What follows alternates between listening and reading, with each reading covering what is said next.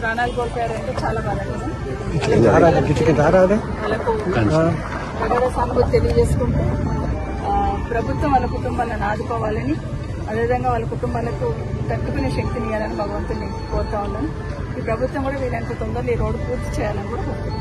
Madam, మొన్నటి వరకు NGT పేరుతో కాలయాపన చేస్తూ వచ్చారు, ఇప్పుడు కేసు కూడా విడ్డ్రా అయినట్టుంది ఎన్జిటి. అదే కదా, ఎన్జిటిలో కేసు ఉన్నా కూడా ఆలూరులో ఇన్సిడెంట్ జరిగినప్పుడు నేను ఆ రోజు చెప్పాను, ఎక్కడైతే చెట్లు ఉన్నాయో వాటికి రేడియం స్టిక్కర్స్ అతికించండి టర్నింగ్ లో. ఎక్కడైతే రోడ్డు నారో షోల్డర్స్ అంతా కూడా గ్రావెల్ పోసి సెట్ చేయండి అని కొంతవరకు చేసుకోవచ్చు. ఆ తర్వాత రెండు పెట్టిన ఇక్కడ కూడా గ్రావెల్ సెట్ చేసుకోవచ్చు. ఆ తర్వాత మొత్తం గ్రావెల్ కూడా పోయాలి. అసలు యాక్సిడెంట్ స్పాట్ ఎక్కడ మిర్జగూడ నుండి ఆలూరు వరకు ఉన్న స్పాటే యాక్సిడెంట్ స్పాట్. అక్కడనే టర్నింగ్ ఉంటుంది, అక్కడనే వెహికల్స్ తడబడుతుంది. ఆ స్పాట్ చేయాలి, ఆ స్పాట్ షోల్డర్ చేయకుండా కాంట్రాక్టర్ చెప్తే చేసేవాళ్ళు.